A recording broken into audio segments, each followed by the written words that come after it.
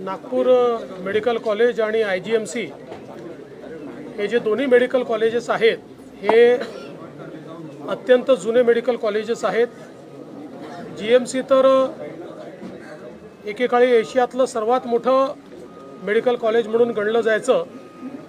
100 वर्ष या इमारतींना झालेले आहेत आणि म्हणूनच आपण मागच्या काळामध्ये याचा एक मास्टर प्लॅन तयार करून 1000 कोटी रुपये देऊन अद्यावत अशा प्रकारच्या सगळ्या व्यवस्था या ठिकाणी झाल्या पाहिजेत या संदर्भातलं काम सुरू केलं होतं। त्या दृष्टीने त्या कामाची प्रगती पाहण्याकरता या ठिकाणी मी आलो। दोन्ही ठिकाणी कामं चाललेली आहेत, कामं प्रगतीपथावर आहेत, पण त्याची गती वाढवण्याची आवश्यकता आहे।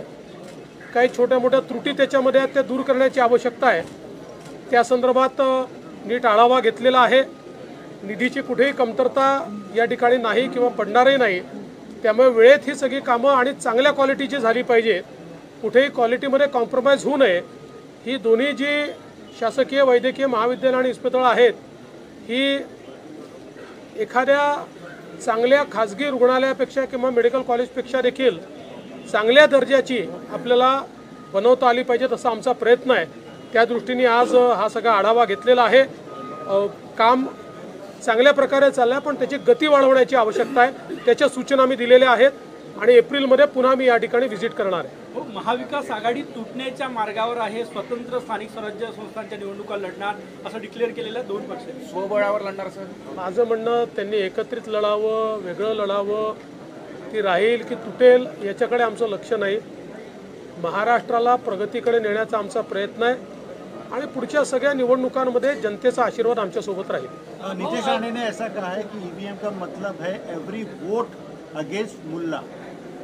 मी त्यांनी काय म्हटलं ऐकलं नाही, त्याच्यामुळे त्याच्यावर उन्होंने क्या बोला है ये मैंने सुना नहीं है, इसलिए उसके ऊपर मैं कोई प्रतिक्रिया नहीं दूंगा। देवेंद्र जी, काल आपण म्हणाले होते की उद्धव ठाकरे हे मित्र होते, आता राज ठाकरे मित्र आहे। यावर आज शिवसेनेची एक अधिकृत भूमिका आली की देवेंद्र फडणवीस नाही ठरवणार कोण कुठे जाणार भविष्यामध्ये, त्यांनी आमचा पक्ष तोडला आहे, ही कुठली आयडियोलॉजी?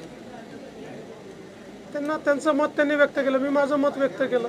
त्याच्यावर मी काय बांधील थोडी आहे की त्यांच्या याच्यावर मत व्यक्त करायला। ते रिकामटेकडे आहेत, रोज बोलतात, मी काय रिकामटेकडे थोडी आहे। चला।